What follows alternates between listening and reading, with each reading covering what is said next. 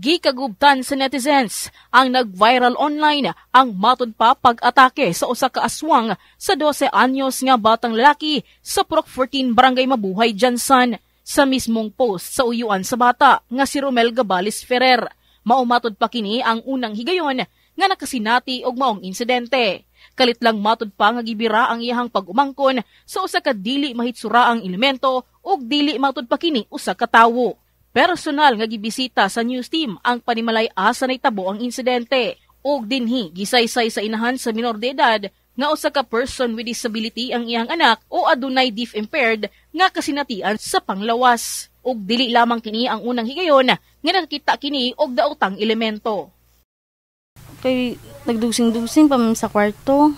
Tapos anak ko kay sa ilaha sa akong mga anak na hipos magbuklas na sa bahigdaanan. Moto siya lang man ang nagtindog. Dugay-dugay nakadungog na lang ko na naglagubo. Kuso sa dili ay umurog sa pikas kwarto. Wala ko ka ko asa dapit basta naglagubo. Dito na ako nakadungog na nagsyagit. Grabe na yang syagit pa pag doon na ako.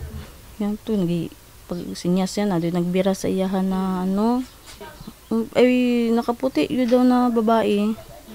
Tapos may mga samad-samad ang naong ba. Usa-usab ang residenteng si Kim Eripol nga nakasinati usab og mga panghitabo nga gituuhang hinimuan sa daotang elemento.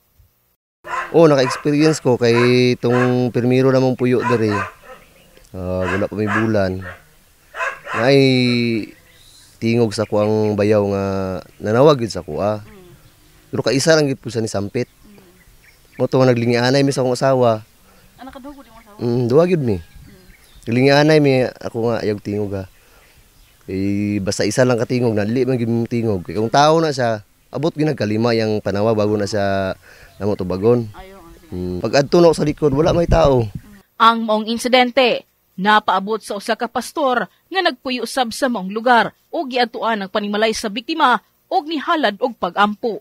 Ang mga naagid ay mga ingana nga mga panghitabo kay ingon sa Biblia nga ang uban na nangahulog diri sa kuan sa yuta, sa tubigan, sa kahuyan. So normal gyud na nining kalibutan na mo nang ang himo nako to rebuke ang kuan sila para wala sila dapita. Ang bata karon kita nako okay naman siya kayo. Dili pa kumpirmado kung unsa ang ilhanan o unsang klase ang bibira sa bata. Sa karon, plano sa pamilya nga ipatambal ang ilang anak tungod sa naangkong samad sa ulo.